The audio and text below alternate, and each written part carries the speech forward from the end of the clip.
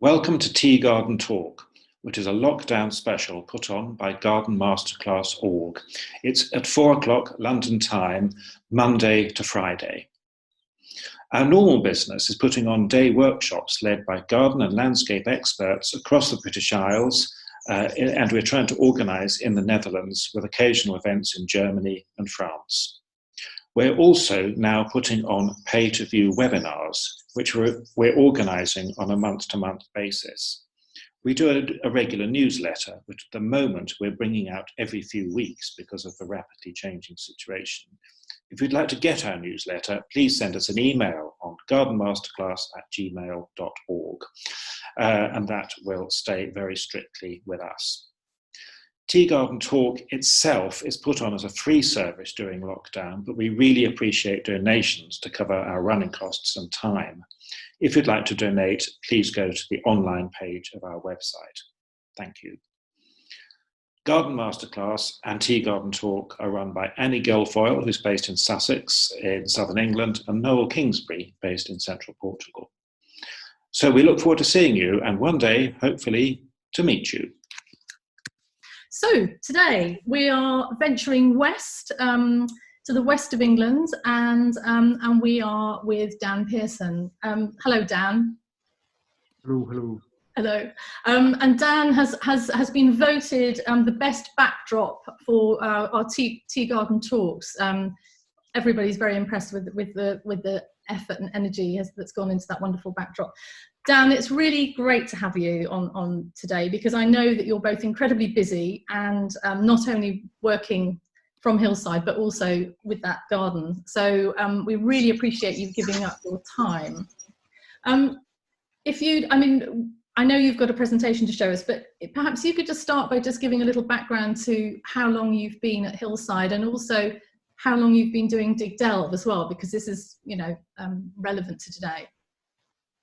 Yes, we've been here, we will have been here in 10 years in November, and moved from Peckham in London with a view to being part of a bigger landscape. I'd managed to control every single last inch of my garden in Peckham, which was a big London garden, and made an oasis there. But I really have always been inspired by landscape, and being part of a natural environment was an aspiration which I'd had for a long time, and I'm always driven by landscape in terms of my inspiration. So being here has answered so many of those requirements, really, of what I need to be living and breathing what I do. So this is a 20-acre site, and it's sitting southwest facing, just outside Bath, in North Somerset. And what took you to Somerset particularly? Was that somewhere that you wanted to go, or was it sort of happenstance? We'd been looking to find a piece of land for quite some time, and it proved really difficult because it was hard to find a property in landscape. It was always on the edge of something, or Okay, wake up, Dad, and ask them to come and get the sound on here for me. We couldn't be too far from London because my studio is based in Waterloo. So there was a kind of orbit that I was looking at, and the orbit expanded when a good friend of mine, who I was with at Kew with years and years ago, who lives on the other side of the valley. We can see her just on the other side. I'd been to do a book signing for her at Toppings in Bath for the Spirit book, which I'd done. And Jane and I were walking around the landscape, and I said, look, if anything ever comes up, will you tell me? Because I suddenly realized, having been to see her for years, that this really was an incredible place, because you're so close to a city and yet you feel so very much in pastoral landscape.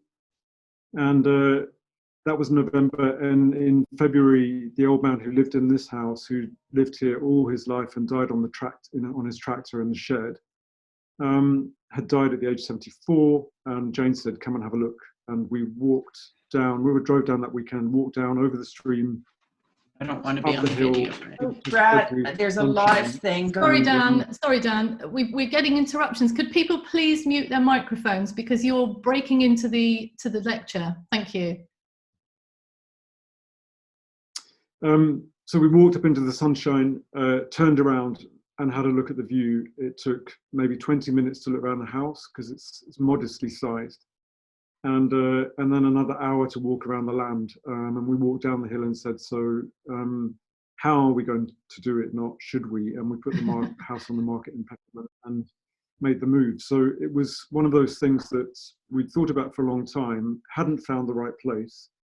And then suddenly the right place was there, and we just knew instinctively on our bones that this is where we wanted to be. And the land had been a market garden, because it's only 4 miles from Bath, until the 1950s. So Raymond, who'd lived here, his parents had run it as a market garden with a shire horse to plough the fields, and then in the sort of sometime between the 50s and the 80s, he converted it over to beef cattle, and he had 12 beef cattle. So every single piece of land was grazed right up to the knuckles, and basically the pasture was his living. So when we got here, it was very reduced in a way. So completely empty blank canvas with a tiny 20 by 20 vegetable plot alongside the house that he'd rotivated for years and grown cabbages in.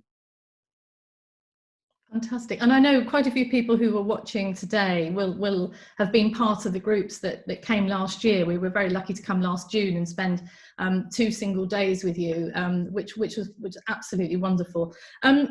Dan, so when did you start Dig Delve? How long ago did that begin? Well, I'm just going to introduce you to Huw, who's the other contributor to Dig Delve. Definitely. And my partner. And hi, everyone. Hello, This Huw. is something we'd wanted to do when I stopped writing for the Observer. And I've written probably for 15 or 20 years in various newspapers. Every day on a Friday was my writing day, and I didn't want to give it up because the writing is a way of honing an idea and pinning something down that might just, move through your head quite quickly and not ever form into anything more substantial. And Huw's always taken wonderful photographs, and the garden is very much our place. We do it together. So we felt, okay, this is a really interesting opportunity to do something without an editor. We are our own editors. And it's a way of keeping in tune with what's happening every day of the time that we're here. And we will pick some subject matter probably on a Thursday, and we'll shoot it on a Friday. I'll write it on a Friday morning, and we assemble it in the afternoon and evening on Friday, and it goes out fresh and just a day old. So what the idea is that it's about being here and now and recording what's happening.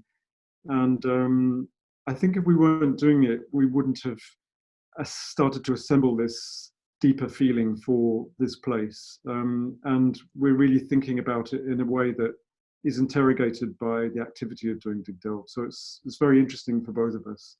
I think also the fact that it comes in on a Saturday morning is wonderful, because it's a sort of, well, for people in in this time zone, it's a Saturday morning breakfast time ritual, really, breakfast and what's on Dig Delve, and I think the timing is perfect. It's really, really good, and you start to look forward to it, and sort of it's going to be there, and reading what's going on, and also the fact that you're very sort of open and honest about your things that have gone right and things that have gone wrong, or things that you're struggling with. And I think that's a wonderful thing about gardeners, is that people share the highs and the lows and the positives and the negatives, and don't just paint this picture that it's always perfect. And I think that's wonderful, because it gives everybody confidence that they can give it a try, or and let's see which Benton Iris Dan has been successful, and that sort of thing. And it's wonderful to be able to go back and do that. And then of course Huw's recipes as well. We can't forget Huw's recipes. And wonderful. I know. I think there's one brewing maybe next week. Oh, is it a cake? Please say it's a cake. I haven't made my mind up yet, Annie. Can I put a vote in for a cake, please? You can. Wonderful. So Dan, you've got a presentation to show us that you know, the sort of almost dig delve sort of, you know, at the moment, haven't you? What's happening at Hillside at the moment? Yes, so this was shot over the last 10 days, week 10 days. Really, yeah. So it would have been more current, but Huw fell over and hurt his wrist. Oh no! So it's running over that time frame. But what's been remarkable about this period is this is the longest period we've been here on the site since we acquired it 10 years ago. So we've been able to really feel and live it every single day. And that's one of the wonderful things about having a garden, is that it tunes you into a very different kind of cycle of and a rhythm. And the reveal of every day seems to get deeper and more complex the more you look. It's not like you catch up with yourself. So it's been a remarkable period, and we just thought we'd share some of what's going on now and why it's important to us in this presentation. Fantastic. Shall we move on? Yeah? Yes, let's probably got far too many slides, and one of you. No, I'm sure you haven't. Oh, we're going to share screen now, yeah? Yeah.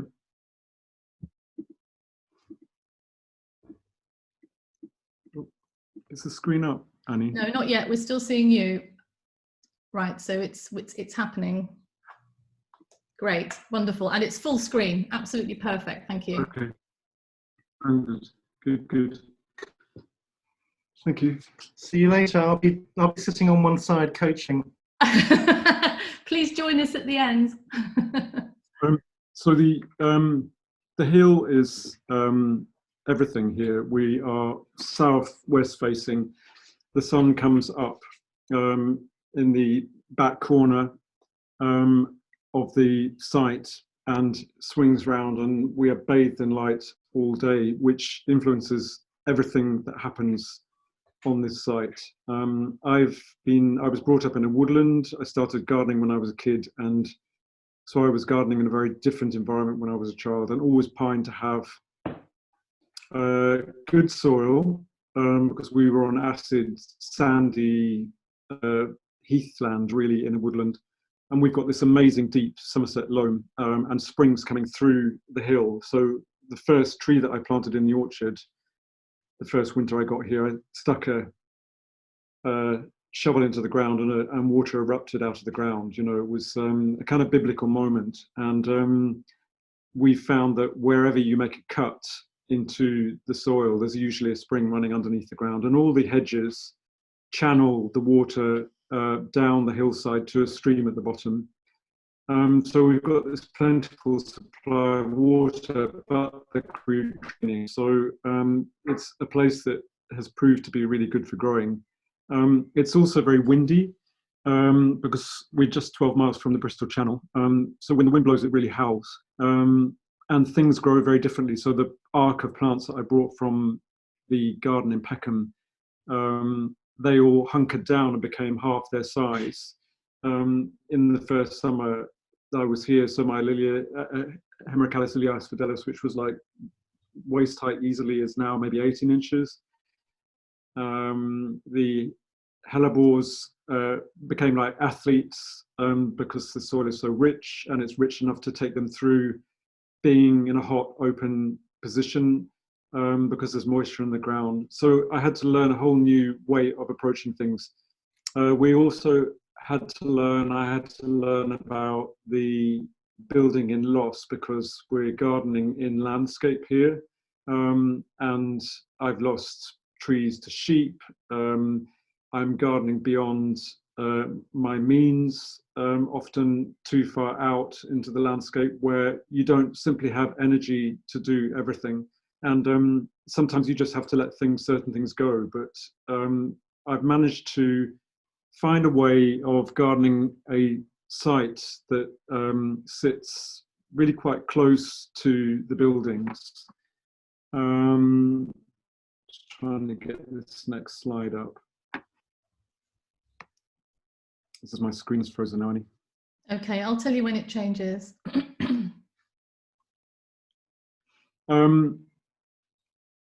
Sorry about this. That's okay.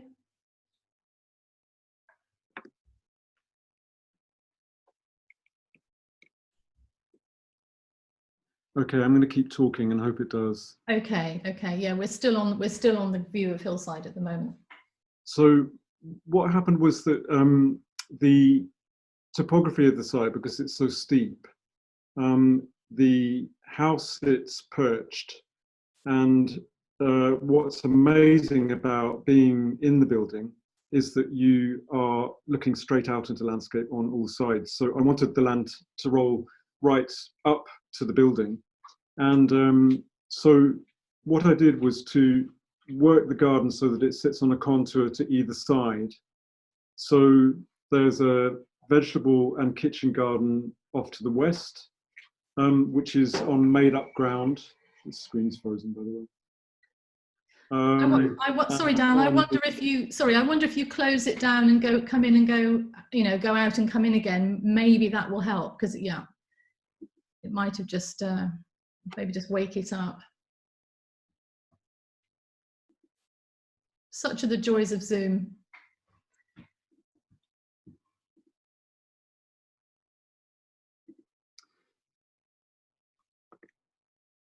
You're on the map now. Yeah. There we go. Yeah, there we go. Wonderful. Onto the map. Onto the map. Yeah. Yeah. So to the west of the house, can you see my cursor? Yes, we can. Yeah. So this is the house. These are the views out. This is the lane down the back, and these are our 20 acres. And I made up some ground through here to make the kitchen garden. We planted an orchard of damsons, mirabelles, plums, and medlers, and pears, and then another orchard of West Country apples, and then a nuttery down at the bottom. So this harks back to the market garden that was here before. And then the garden proper sits to the east of the site. So you are working really very much along that meridian, or an axis that runs through the house. And I put a ring fence around that, literally a fence around it to stop myself going any further. And then we've made a walk down into the ditch, my cursor has gone now, that follows you down to the stream. So the garden effectively moves down through the ditch to the stream at the bottom. So the garden proper and tight is very near the buildings, and then we've been gardening in a looser way beyond that into the natural environment, and then overseeding the meadows and letting areas rewild, planting trees, managing the landscape for biodiversity and richness. And that's been an incredibly important part of what makes everything work here for us, because when we came, the land was really bitten back. It was just pasture, and we spent the first few years overseeding the meadows with an Emmersgate wildflower seed mix containing yellow rattle, which diminishes the impact of the grasses and allows the seed bank, natural seed bank of wildflowers within the sward to seize a window of opportunity. And so the meadows that you see here now on the back banks that I showed you first are now regenerating with limestone wildflowers that have been sown into here, and things like these Camasias, for instance, which we've planted into the banks, are beginning to self-sow because there's that window of opportunity in what would otherwise be a very thick, heavy sward because the soil is so rich. We've now started to see within these meadows as well really interesting cycles of things that are happening over the years. Each year there's a different flush of flowers. So first year after oversowing, we saw a small amount of yellow rattle, and then we saw next year clover and plantain, and then oxeye, and then slowly we've got through to a range of things which are showing us that there's a real natural diversity already in the sward, and things which have been outcompeted or nibbled down over the years by grazing. So this is the yellow rattle on the left, which is a semi-parasitic annual, which is the key to everything being unlocked here. And these are our first orchids, which we've seen coming through 7 years after oversowing. So this is a kind of marcus or a litmus for us to show us that things are on the right path. And we've probably got about 2/3 of the land has been oversown, and the fields in front of the house are put down to grazing, where we've got the orchards and the views out into the landscape. So this is the kitchen garden. It was very important to grow to eat here. Growing to eat was one of the first things we did to test the soil and the land. And vegetables are incredibly responsive to your conditions. And what we found was that they just grew like stink, because the ground is so hearty. And you could see why these slopes were and had been so good for the market gardens. But what I didn't want to do here was to plant out the views, because the views are everything. So what you also have with these amazing views out to the east, west and south is the wind. So this is a windy vegetable garden, which means that it really influences the way you can grow things. But because the site's good, we still manage to do well. This was the first move, really, and this ground had to be made up to be flat, because we'd previously been gardening in his old garden, which was this extension to his vegetable plot on the other side of the house. And it was incredibly hard work growing vegetables on a very steep slope. Your barrow was always escaping you. You were always gardening either upside down or leaning into the hill. It was just much harder work than it is vegetable gardening on a flat level. So this was the first move, and this allowed us to set up a garden probably about 4 or 5 years after we'd moved here, and tested the ground on the other side. And I made a big cut in the top field to make a ledge and strip the topsoil out to oversow some of that wildflower we've just shown you. And the soil was used here, and the ground was made up to give us this platform. Now there are these wonderful levels that happen in the landscape, which are made grazing levels, which you can just see through here, these ridges that have probably been made by years and years and years of animals or ploughing, moving the ground slowly. So we've echoed these landforms in a shape that defines the garden. To the west, the vegetable garden, and to the east, the flower garden. And then in front of the house, the land comes right up to the very house to kiss it with something that feels ungardened. The old shinky shonky barns that the farmer had made are really rather wonderful, and we love that aesthetic. And it became very clear that that was one of the key things about the place. It wasn't somewhere that we wanted to make into a pretty Cotswold cottage on a pretty hill with dry stone walls, which would have been a very easy option. There was a sort of tough, rough aesthetic here. It was a farm. We didn't want to turn our backs on that. And so I used breeze block as a building material, for instance, to make a wall which ran right the way along the back of the kitchen garden and then the herb garden. And we've used very small amounts of the natural stone in very key places where it felt more connected to the build. So rough aesthetic was something that I was really quite interested in keeping. And this is a Rosa Cooperi growing over the barn, which is a cutting from the Peckham garden. I slightly dread to think what's happened to it in the garden I've left behind. This is the platform looking down over banks that have been seeded with wildflowers, so that the pasture in front of us rolls up to the platform, which is the cultivated plinth that we live on. And this is the orchard with West Country apples grown from whips, which were put in 2011. and they're now big enough to be able to stand underneath and for the sheep to have their much needed shade. So it's important to us that we have this sense of the land coming right up to us, and the farmer who grazes the fields in front of us has sheep in there currently.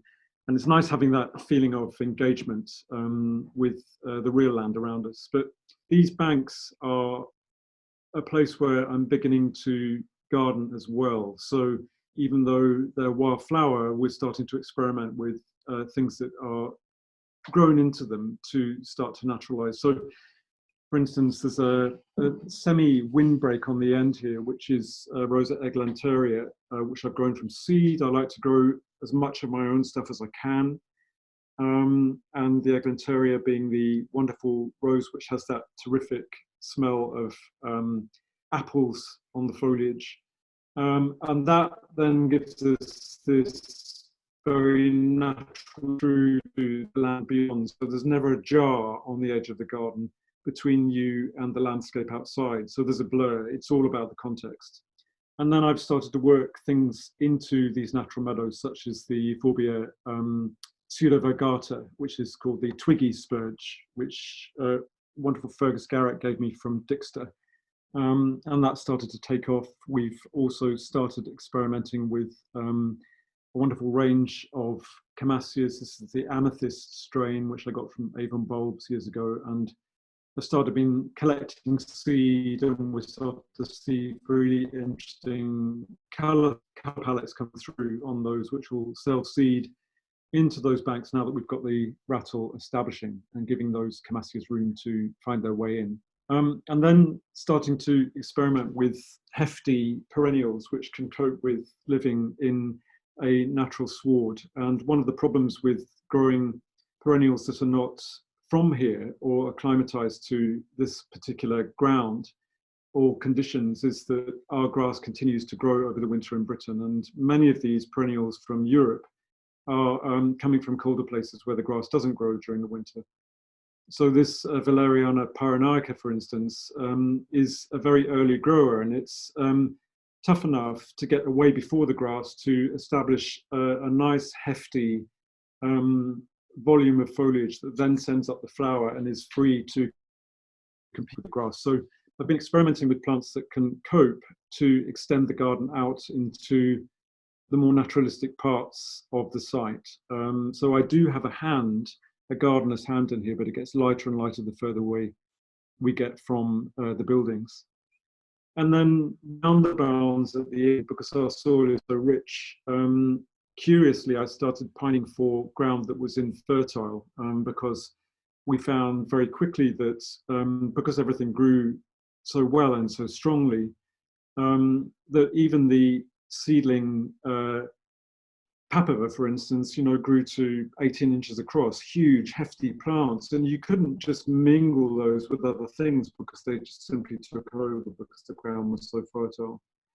So around the barns, we used a recycled concrete dust from the builder's merchant, which is a second-hand product from the building industry, which felt appropriate with the breeze block of the buildings.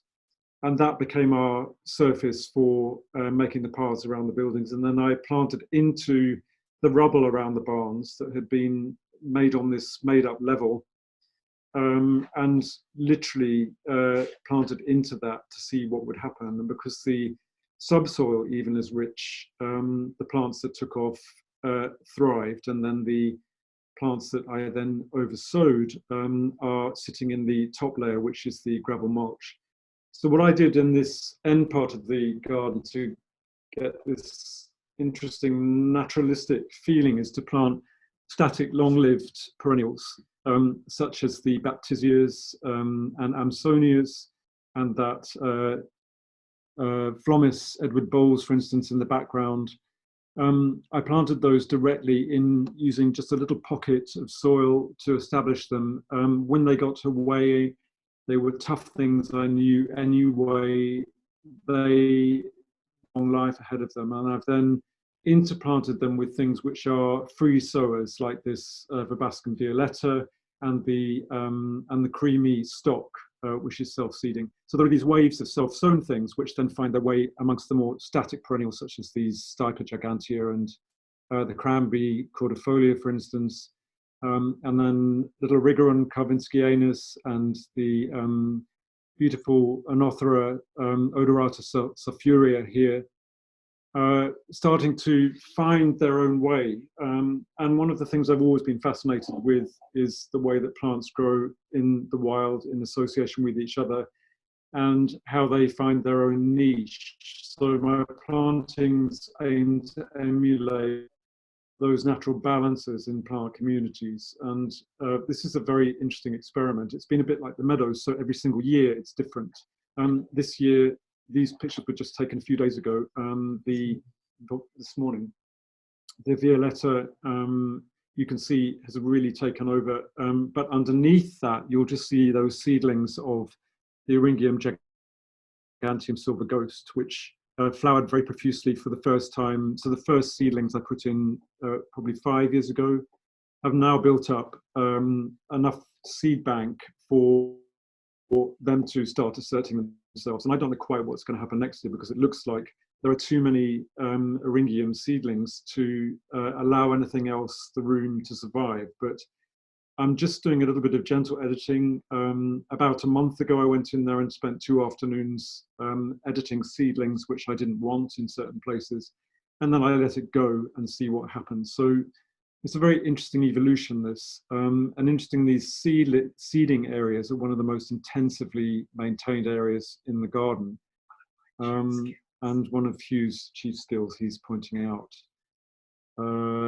As editor from the seedlings.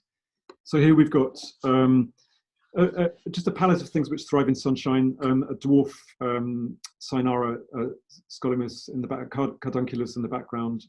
A very nice Baptisia starlight prairie blues, and then twilight prairie blues just coming on the right. They're very, very long lived and loving it there. And then at their base, you can see I've got Salvia garanitica, which will come up later and fill that gap. So there are layers of things which come through and ascend upon each other, so that this has got continual interest.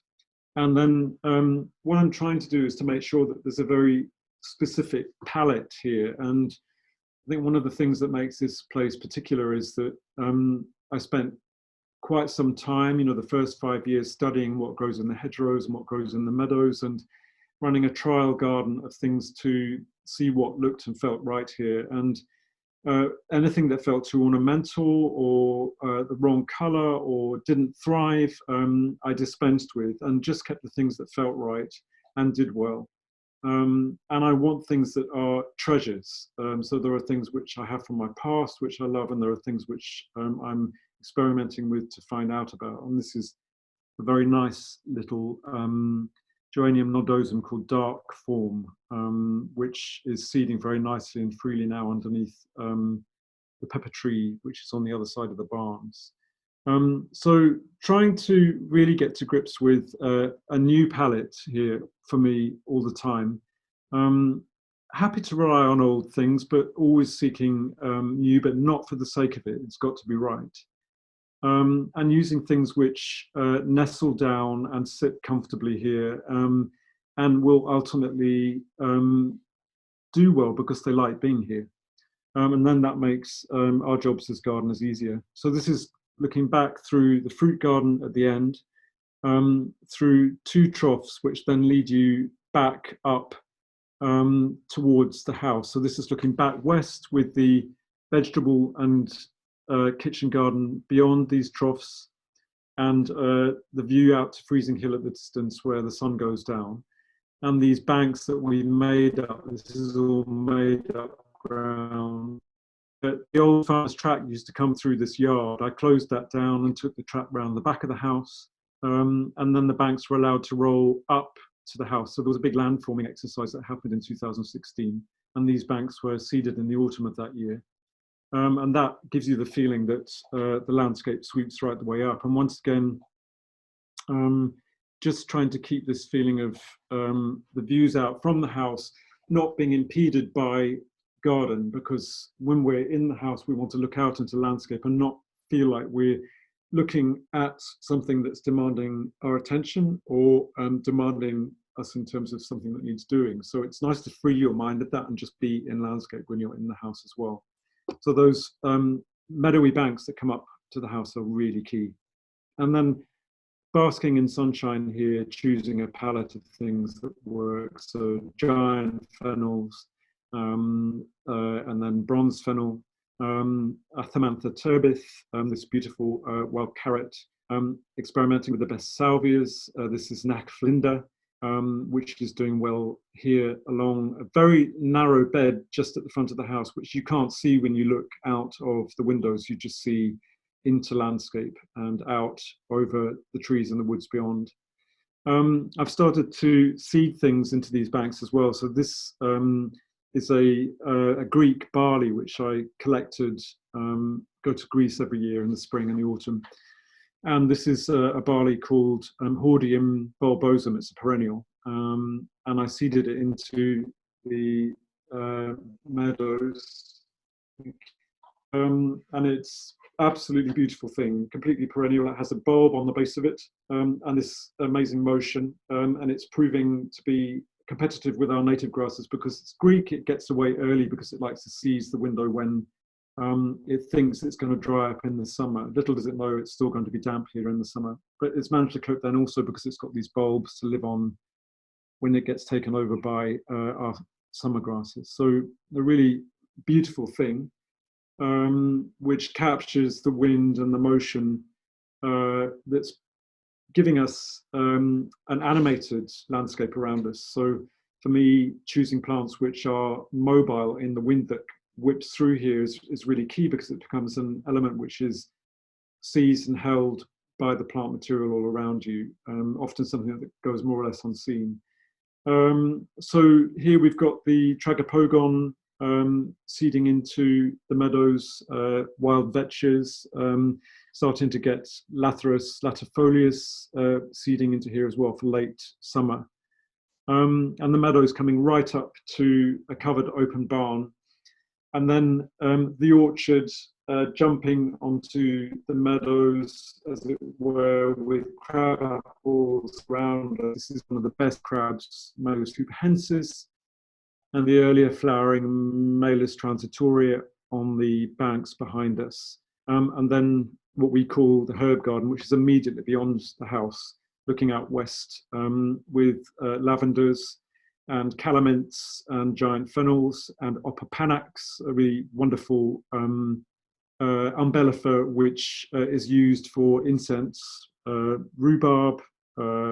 We've got things like Amimajus growing through there, and then things once again seeding in the gravel. I introduced these two huge water troughs to harvest water off the roofs, and that was one of my key architectural interventions in the garden.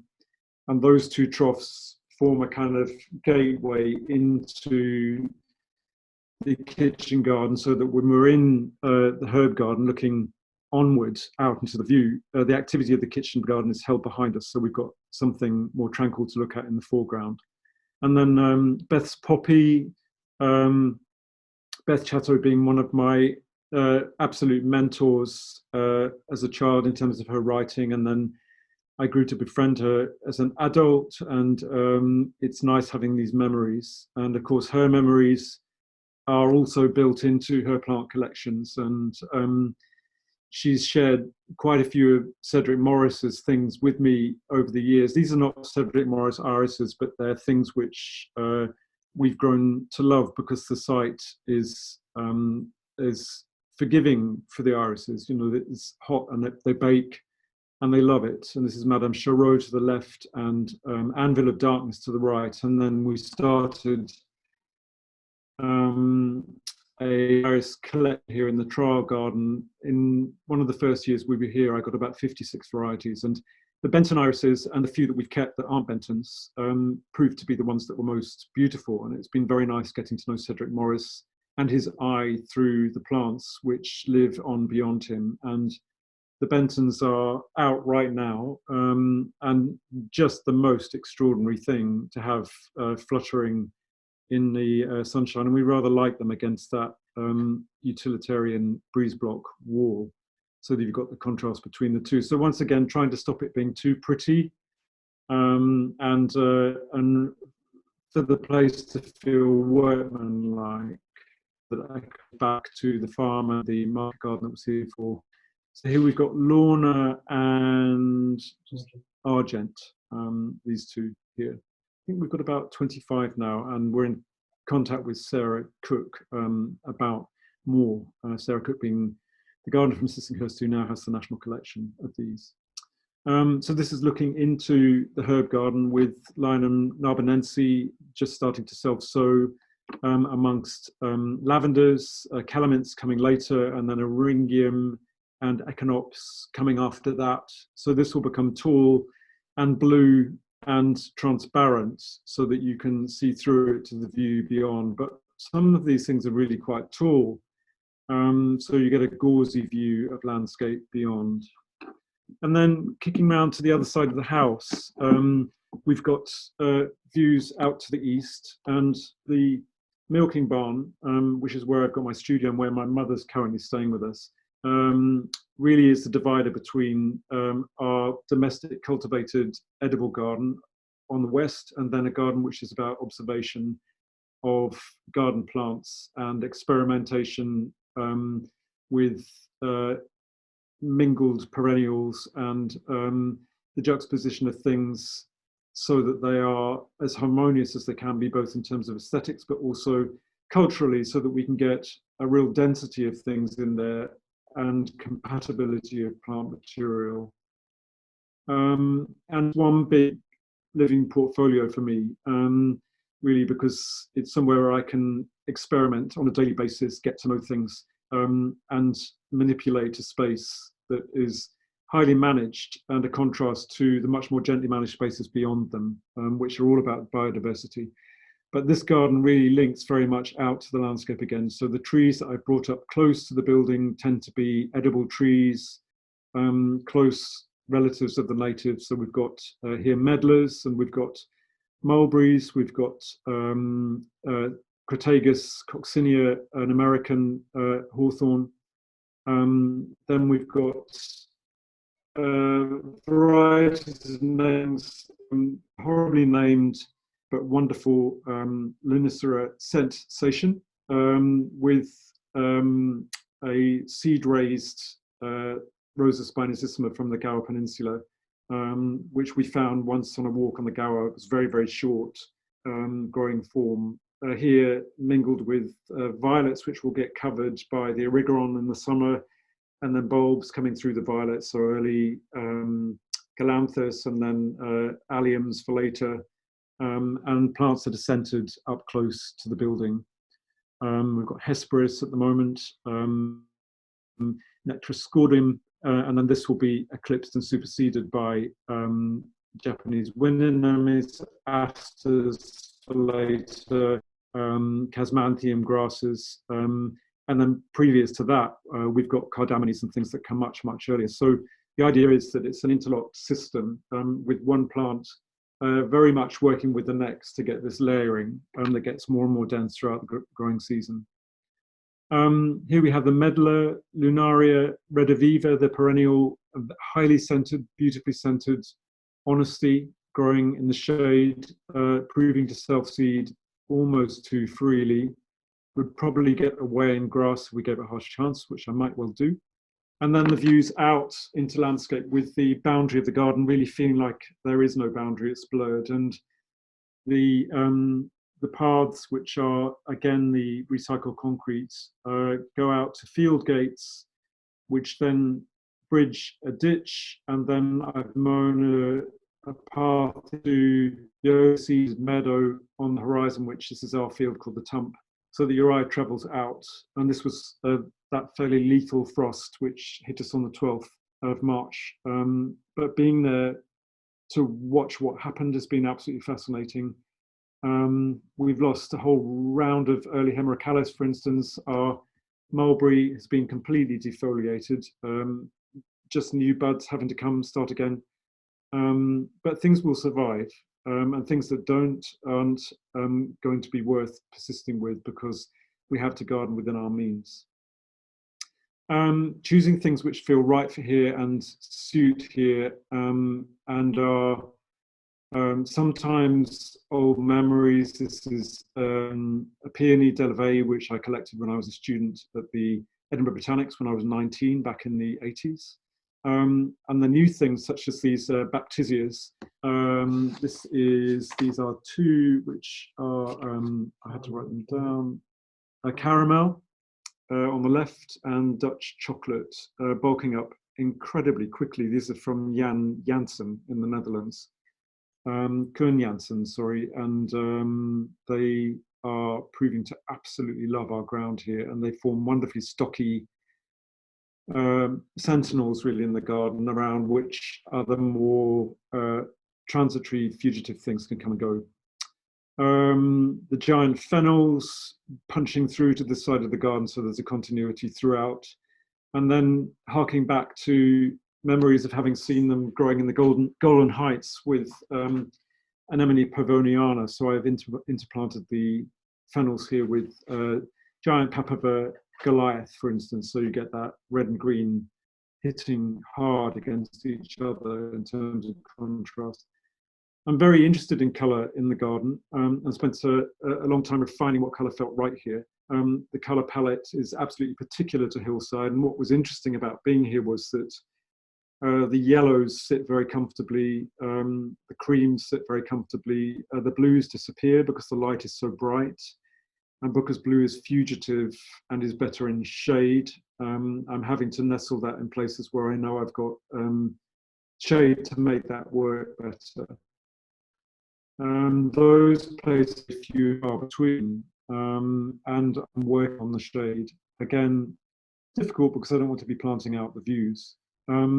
This is the view out, we're right on the boundary here with that Lilio asphedalis hemerocallis, just in flower now, one of the first, with Zizia aurea flowering amongst it, and Thalictrum aquilegifolium album blurring the boundary between us and the woods beyond.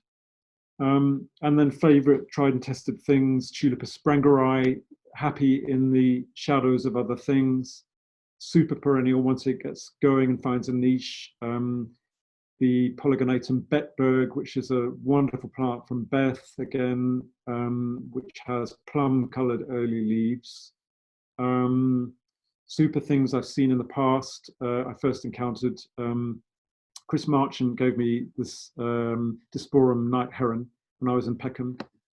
And then special things which I've got these tucked away in little niches, so there might be one or two of certain things. This is on the right, there's a epimedium myrianthemum, which has this wonderful mottled leaf in the spring, and a corydalis called Chocolate Stars, which is a plant from Derry Watkins, who's just up the road. It's a kind of slightly lethal combination of being absolutely wonderful having her there because she's got such a terrific plant collection, but it's always so tempting to buy things when you go up the hill. And it's within walking distance, so I'm really spoiled. So this is a view looking back out from the veranda right here, right now, with Melopspermum in the foreground, a fantastic architectural umbellifer, and lime green layer coming through with euphorbias uniting the central part of the garden. This is Euphorbia serraticarpa, and then I've got Euphorbia, it's gone, Wallackiana at the bottom, and serraticarpa as cornigera in the far distance. So that will be one of the first layers of colour. I think this has been off. What is this? Garden Masterclass. This is. Somebody's just don't know if you're right. So Laserpetum sila, a really beautiful umbellifer that needs super drainage, really super drainage, but with silvery leaves, mounding, long-lived. That would not survive if it had any shade around its base. So that's on the very edge of the path.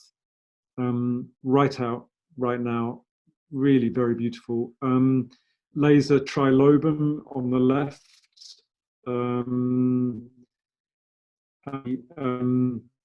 Molopaspermum on the right here. So the umbellifers are really important here because they appear very freely in the hedgerows around us, and allow the garden to feel very connected to the landscape beyond. These are a new layer of alliums, which I felt I needed within a late part of the garden. One thing that happens in the summer when the meadows are cut down is that currently we're going out into the meadows, and most of our interest is out in landscape. And as the meadows get cut down or they burn off, we come back into the garden. So the garden really takes over in terms of floral interest when the meadows start to diminish in terms of their floral content and start going to seed.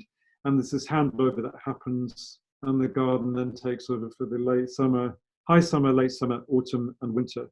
But I felt I needed another layer, and this summer drummer allium, which I first saw at Sissinghurst with Troy, I think it was last summer, is going to be really nice here, I think, amongst these late Aster turbinellis. Forgive me for not naming asters correctly. Allium atropurpureum. Alliums, of course, are brilliant now. I have found that they seed very freely. So I'm starting to deadhead my alliums just before they seed. I enjoy the seed heads and deadhead if I don't want to have a million seedlings. Seedlings, of course, get right into the middle of even quite long-lived plants like the Baptisias, and will eventually end up coming in places that I might not necessarily want them. So I go in and do judicious pieces of garden work when the time is absolutely right, but try and enjoy things as much as possible as far into the season as I can. So again, playing strongly with color here. And then looking back, you can see there's a color arc with the intense color being closer to the house. So those red poppies and the acid yellows, and coming away to cooler color that bleeds out into the landscape more easily. The blues, once again, hugging the shadows that are held across the site early in the morning. And here you can see the anemone late windflower will eventually be in a little shadowy glade, which I'm developing with Euonymus planipes and Sorbus cashmeriana and things up in the top here, which will give me a little bit of a contrast. Lilies for later, and then this will be probably at least another meter, 1.5 meters taller as the summer goes on. And then these indicators really into new areas that you're going to move into. And the final part of my little talk now, just in case, Annie, you're getting worried about time, will take us out of the gate, down into the ditch where we're starting to blur boundaries further. So this edge is very soft already, but when you open the garden gate and go out into a wet crease in the land where there's a constantly running ditch of water, in the spring and the winter, this becomes really fascinating to us because we fenced it off. There's probably a 30-meter wide ravine, which we've made free of grazing. And what we found is that then this becomes this incredible wildlife corridor, which connects the hedgerows above us through to the woodlands below.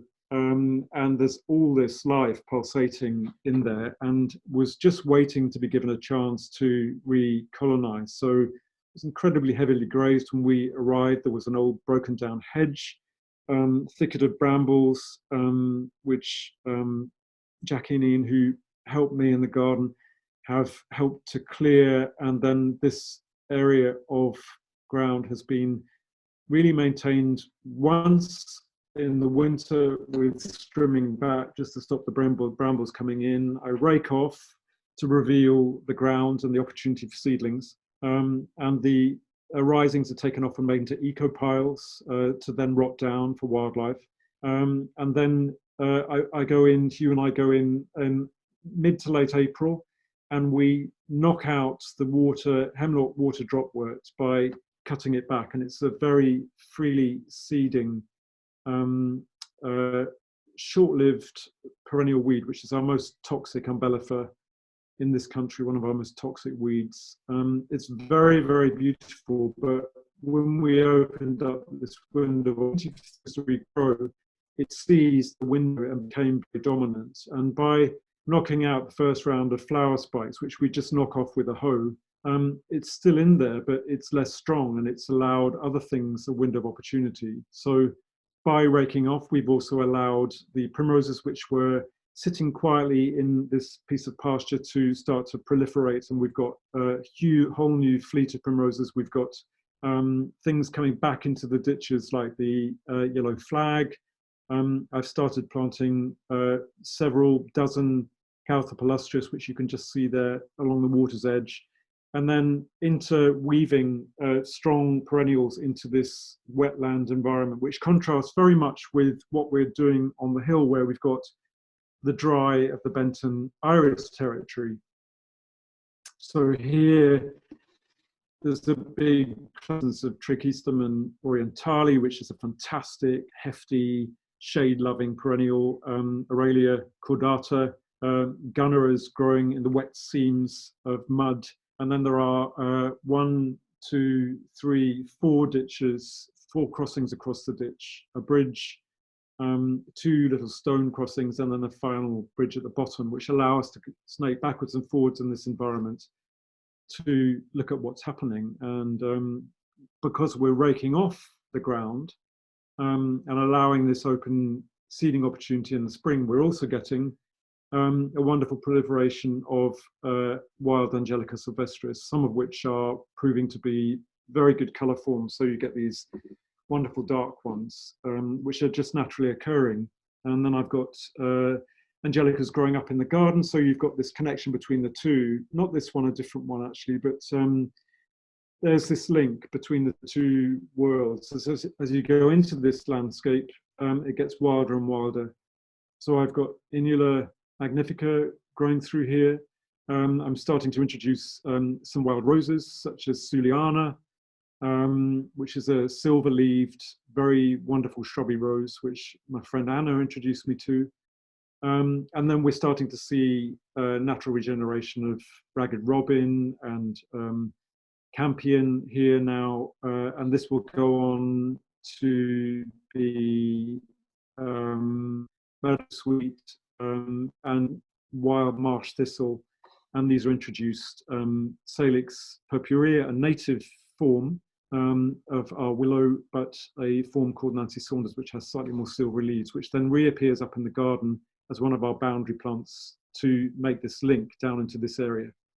And then when you get to the bottom of the ditch, there's one of the Chelsea bridges from the Chelsea Flower Show Garden, which we did in 2015, and that's come down to form the final crossing at the bottom of the ditch. And that then leads on into another part of the experience, which is an area which has been taken out of the meadow, which is now cut in July and has been oversown and then is grazed. Lower slope, we're inviting the woodland that we have. So this is looking back up the ditch, and you can start to see Osmundas, which I've introduced, and Iris Gerald Darby, Robusta Iris Gerald Darby, which is a North American form, really Robusta, of our Pseudochorus. And then I've got things like Telechia speciosa growing here in the wild grass as well. So there's a sort of uber element to the natural landscape that we've managed, and it's uber for the introductions that I put in there, but they feel very closely connected to what's already going on. And then this is the view back up, and you can see the milking barn, the land going right up to the garden, and the garden sliding through, following the topography to the ditch at the side. So it feels very quiet, the garden, and is immersive when you're in it, but it's deliberately sitting on the land very quietly. And then this is the inspiration really for that area I was just talking to you about, that's been taken out of the meadow and allowed to rewild, and we've planted into there with hornbeam, hawthorn, lime, some sweet chestnuts, and then there's a small grove of katsura trees which sits in the middle, Sessidophyllum, to form a centered glade in the very center of it. And this area, which is one day going to feel and look like this is actually our neighbour's wood on the other side of the street, and our crossing over the stream into the woods. That's how we get across to take the dog for a walk. But this will roll into our landscape with that new coppice of vegetation which I've just been talking to you about. And what we're aiming to do with Dig Delve really is, I've just finished with this page, for those of you who may or may not know it, is to just try and capture what's going on here every single day, so that we've got something that feels very current. We're in dialogue really with this site through gardening it and tending the landscape. And Dig Delve really allows us this opportunity to share what we're finding with people who might be interested in reading about it. And I think there's a lot that we're learning that we feel we want to share, because we feel that the light hand we've got here in the landscape has immeasurably improved the biodiversity here. What we're doing in the garden is as much about that as it is about being in tune with what's going on in the natural world. And that excitement is something that's very tangible and something we're very keen on continuing to share. So I can take questions. I probably yeah. Would you like to stop screen sharing and come back to us full screen? And then we do have quite a few questions that we've been keeping track of. Yeah. Quite a lot of questions. That was amazing, Dan. And the next best thing to actually walking through the landscape. Thank you so much to you and Huw.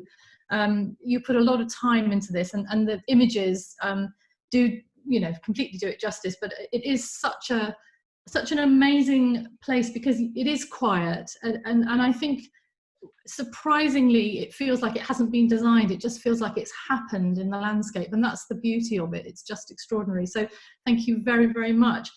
So some questions we've got. I think, Noel, you've been keeping a track of it. Yes, I was thinking, well, we've got a sort of fairly fundamental one to begin with, and I think we should move on to some of the more kind of practical ones that have very much come out of Dan and Hugh's garden. So, question here, acknowledging that Hillside informs everything that you do, how has gardening there informed your professional practice with clients' gardens and landscapes? I think it's a great question. I think that one informs the other. When I started working on a garden called Home Farm years ago, which was the first place I really started looking at naturalistic planting or working with naturalistic planting, the client I was working with then, who's become a great friend, was very sure about there being no boundaries on this 4-acre site, and the garden being something that was very much in tune with landscape. And I'd been going out into natural environments, for many years to look at the way things grew, and wanted to interpret that in the garden. And I think that really became a sort of template for the way that I started to look at gardens, really as being a way of tuning into an environment and a landscape, and to try and do that in a naturalistic way in more than one sense, so that you were doing it informally, but also with a very informed approach to it being right for the context, it being about sense of place, it being about how a client wants to live in their landscape. What are they wanting from it? It's an extension of it's their dream, often a garden that you're making for somebody. So you have to be very aware of their dream, and there's always a very important dialogue that happens. But I think that Hillside has been something we've been able to do for ourselves and live out our own dream. And one of the things that makes it work for us is that we really feel that the land is providing an enormous amount for us, just in terms of nutrition. We're living off it, more or less. We're nurtured by it. We're sustained wholeheartedly because of that combination of the two things. And that's something that we're very passionate about sharing with our clients, is that you can insert yourself into a place through gardening it. And it doesn't have to be simply about dominating somewhere. It can be about tuning in and allowing yourself to be part of something. Wonderful. Okay, there was a question about a book. Now we know you've just finished a book that's about to come out this autumn, which we can talk about at the very end. But somebody was asking, have you a plan for a book about the story and the journey of Hillside at some point? Well, I think yes. I mean, we just literally, I think it was yesterday. I think we're just final comments are going off on the book, and it gets to a point. We've been working with the wonderful Anna Mumford from Filbert, and who, as I know, was speaking with you earlier, and on a book on the Millennium Forest in Japan. But when that's put down, I think we'll start to then think about what next. It's a very immersive thing, writing a book. And the good thing about doing Dig Delve is that we feel we're forming it every week as we go along. So it's almost like a diary, which you would never be doing for yourself because you're sharing it with somebody else. You're writing to somebody else, an invisible audience. But I think out of Dig Delve, there will be, we're mapping what we're doing, and the story of Dig Delve, and that the fact that it's nurturing us in so many ways is definitely the subject for something that we want to look into more fully. And I think we will have, we will be doing something in the next 4 or 5 years, I think, about Hillside. But it's also something we don't want to rush, because every year it gets better. Every year there's more stuff to learn. Every year there's more questions you want to answer. And it kind of, you have to, at some point, it all kind of funnels out. You have to decide at some point and go with it, I think. Yeah. But I remember saying, when I had an agent years ago, when I was doing TV, I remember saying, she said, I just finished a book, and she said, well, what next? And I said, well, I could write a book about the garden. She said, oh, don't do that, because you'll lose your column straight away. That's what's always happened. Whenever anybody's written about their own garden, they've lost their column. But if we're doing our own column, maybe that's fine, because it's ours to lose. One quick question, Dan. The name of the Greek barley, somebody missed the barley that you've planted. Hordeum bulbosum. Bulbosum, thank you. Hordeum bulbosum. Wonderful. We usually grow, I think in this country, there's usually an annual one that we grow, which is delightful. That's quite a little one though, isn't it? Yeah. Jubatum, lovely thing. Now, a couple of questions actually about weeds, or plants defined as weeds, which anybody who's gardened in the west of the British Isles is a pretty major problem. What problems have you had with thuggish weeds like nettles and thistles, and how do you manage them? And another question really asking the same thing, whether in fact eventually they can be overwhelmed by more desirable plants if you select the right ones.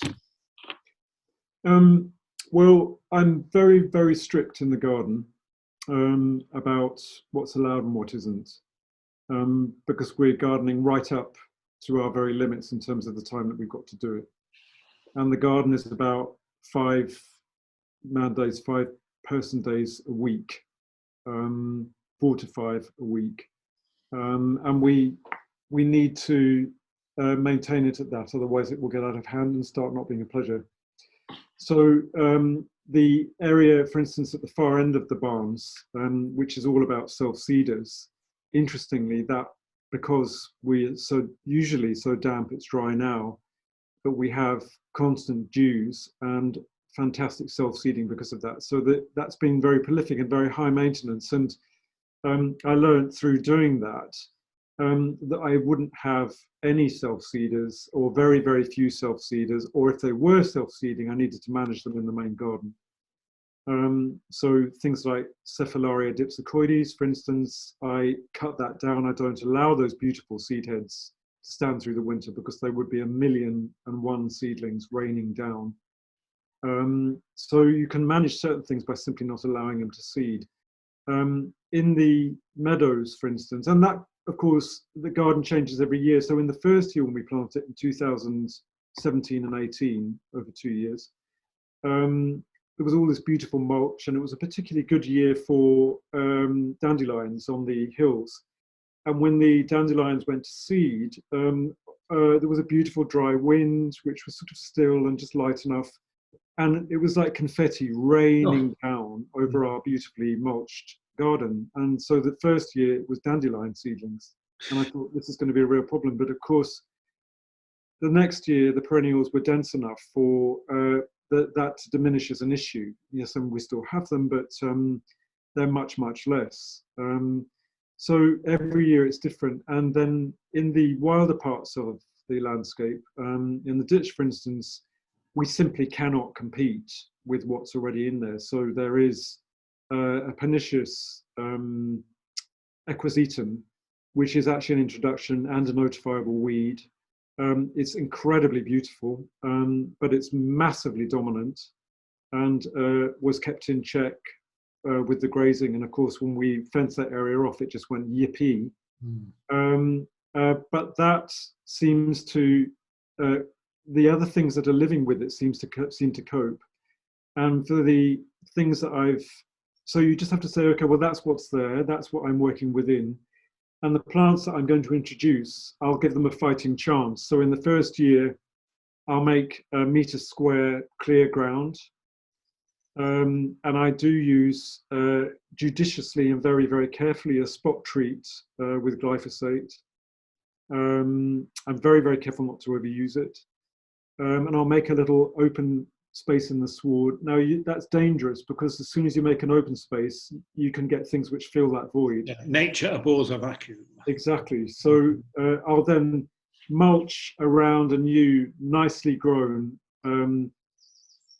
pot full of something like Euphorbia palustris, strong early grower, which will outstrip everything else once it's established, or Inula magnifica, or Persicaria polymorpha, Aurelia cordata, those sorts of things which are hefty enough to get through. And if they have 1 year of protection from the things that are going to eclipse them, they get their feet in the ground and then they get enough reserve to go boom ahead of everything else.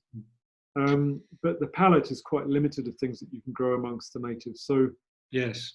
The answer is I will go with the natives, and every year it's different. So the nettle patterns change as you get more shade, you get more nettles. If there's less shade, there tends to be less nettle, more of something else. I stopped worrying about the creeping thistle because the creeping thistle is an incredibly good fodder crop for caterpillars. And the creeping thistle also tends to be, there is some thought that it's actually, yellow rattle is also parasitic on creeping thistle. So it isn't such a problem in the meadows. It's within balance. It's only when it's out of balance that it seizes a moment. And creeping thistle and nettles are very much take over when you have overgrazing. And an awful lot of British pasture land is essentially overgrazed. Once you start grazing, everything else, and it takes a few years, but it does re-establish the balance. I found. I was interested to hear that you're not against using judicious use of Roundup, and I think anyone who works in nature conservation, particularly if they're dealing with invasive aliens, would support you on that. And yes, but that issue of growing what non-native plants, what perennials can you grow in rough grass is something a lot of us have tried, and it's quite a difficult one. I mean, any other tips for things that you can more or less naturalize, kind of a la William Robinson in rough grass? Well, I'm trying Philopendula kamchatica, for instance. Which is a huge. I mean, you've seen it when you've been to the Millennium Forest with us. Yes. And great it's, plant. Yeah, probably 1.8 meters tall, leaves like that. Yeah. And it's late to come through the ground because it comes from a where it grows in Hokkaido. It's very cold there, so I brought seedlings back from Hokkaido. and they're probably a northern form of that plant, so it's already late. And it has to be, the first years I tried it, it got lost. But they have to be big enough plants, and then if they're big enough, they can cope because they've got a big enough root. Yeah. So you have to have a garden in which you can get those things big enough and then move them in when they're chunky. Yes. I think I mentioned the Telechia speciosa as being something that was good. It's got those sort of low outward pointing leaves to shade the grass out, and like innulas and exactly architecture. And they can sort of get up and above things. Yes. I always reckon on geranium andressii, any of those Spanish pink geraniums, they grow at the same rate as the grass does. And they would grow. Some questions about yellow rattle, which I know is something that people do find very interesting because it can be very, very successful. Whether you've got any particular tips about how you get it established in the first place, or how much time did you spend on scarifying turf to get it going, or was it actually a bit easier than that? Well, we're sort of battling against the odds here because our ground is so rich. But we have found that with correct grazing and applying it at the correct time, that we can recalibrate the meadows, even though the ground is so rich. So the secret is to sow it early enough, September, October. If you go into November, the germination is not as good. So you have to sow it fresh because the seed has a short viability, short life. And doesn't need chilling anyway, doesn't it? And it needs that chilling, which is why if you get it down early, you then get the stratification. But the secret we found is to get the grass down really short before you sow, so the seed falls onto some already naked ground. So we found the best take is to sow it in August immediately after we've cut our top meadow, for instance. It's just been scalped. And then when the sward comes back, it's already in contact with the soil. And then we hard graze until Christmas. And then we take the sheep off.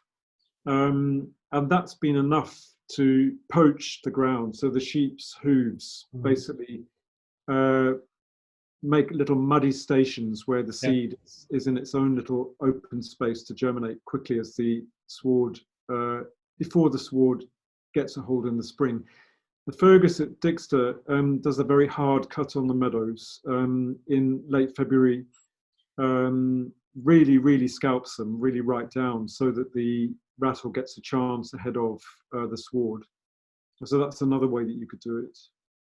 Scarifying is another way that you can, if you don't have livestock, get the yellow rattle into the ground. And I found that it really doesn't take well at all in shadowy areas. So you can establish some, but it doesn't really do as well as in the sun. So you're always going to get the greatest diversity in the meadow out in the sunshine because the yellow rattle is not going to suppress the grass in the shade.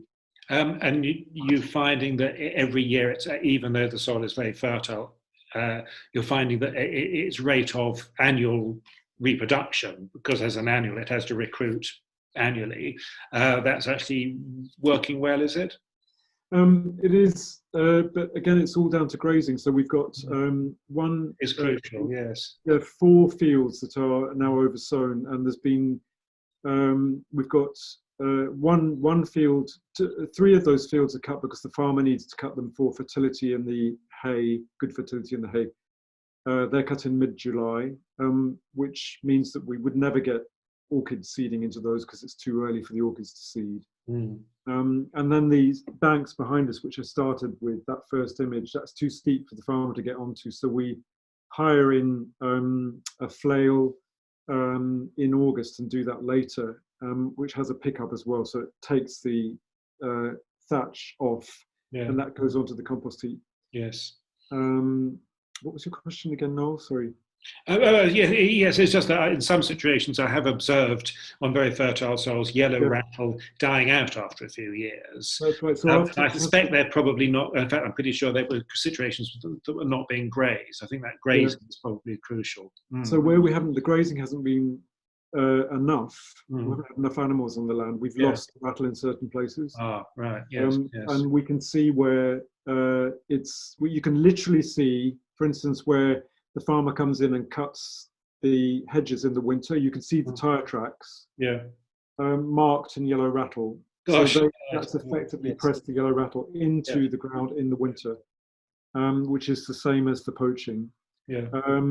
But we've also found that after between 5 and 7 years, yellow rattle reaches a peak. It outcompetes itself because there's so much seed that it's thrown down over the years of building up that it's outcompeted its host, and then it seems to disappear and move somewhere else in the meadow. So almost kind of cyclical, perhaps. Yes. It's fascinating stuff. Fascinating stuff. Here in Portugal, we've got this giant one that's about a good half a metre. So I'm going to collect some seed off that and see what I can do with that. A couple of people are interested in water. Do you irrigate at all, or?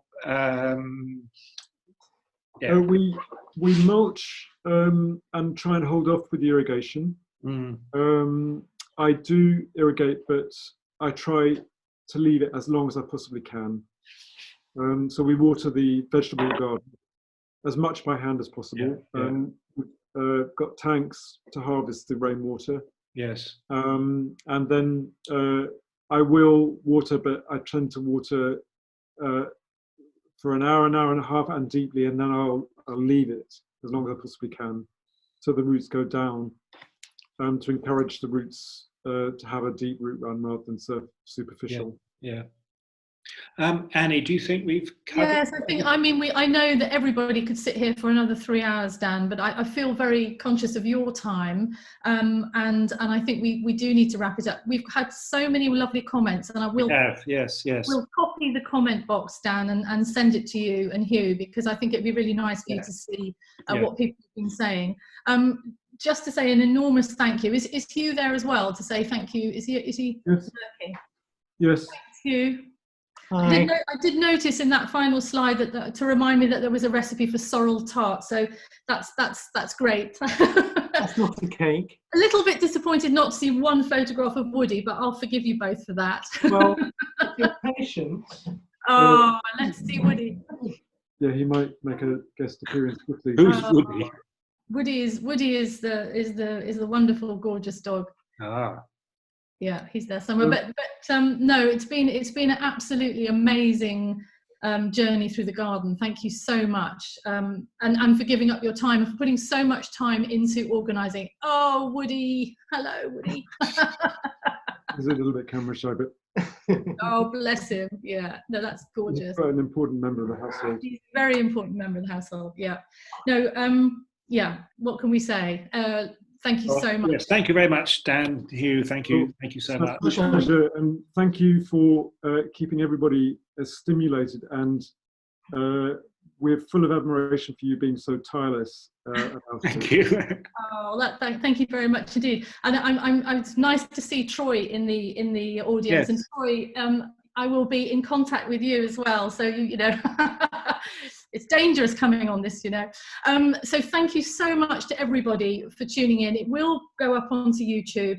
We are also talking to Dan about doing something else a little bit later on, but also we've got our fingers very, very tightly crossed that we will be able to have our day at Lowther, which we've moved on to August, and we're just keeping everything, fingers, toes, everything crossed for our workshop there. So hopefully that will go ahead, but you know, anyone who's booked on that, we will keep you up to date. Now tomorrow we are going to have another extraordinary visit to the most beautiful island of Sardinia, and I know there's one Sardinian listening at the moment, and she knows who she is. And we're going to be talking to the most talented and extraordinary gardener in Sardinia. So please either join us at 4 o'clock or watch it again on catch up on YouTube. Because each day is completely different, and like Noel said, we've got one more week of daily talks, and then we will reduce it slightly, but we are keeping up with the webinars, and we've had some very exciting requests from tutors, haven't we, Noel? We have, yes, people actually wanting So share stuff with us, which is keep up to fantastic. date with Yes. us. Keep up to date with us, Great. everybody. Yes, keep in touch. Keep an eye on the website. Thank you, Dan. Thank you, Huw. And look forward Thank you to so seeing you much. tomorrow. Yeah, lovely. Take care, Can both I of just you. make one And very say hello quick? to your mum. Yes, I will do. I will do. Well, I'm just going to make one very, very quick last announcement, just quickly. Oh, I'm nervous now. Yeah. The book. What we've been working on. So this is coming out in September, and that's all we need to say. Yes. Yeah, it's a wonderful, wonderful garden. And we very much hope to link up with you and Midori at a later date to talk. Yes, we're hoping to do something with Midori, Sam. Yeah. So yeah, we will be knocking on your door, as you know. Lovely. Okay. Take Thank care. you, everyone. Cheers. Bye. Bye. Stay safe, everybody. Bye bye.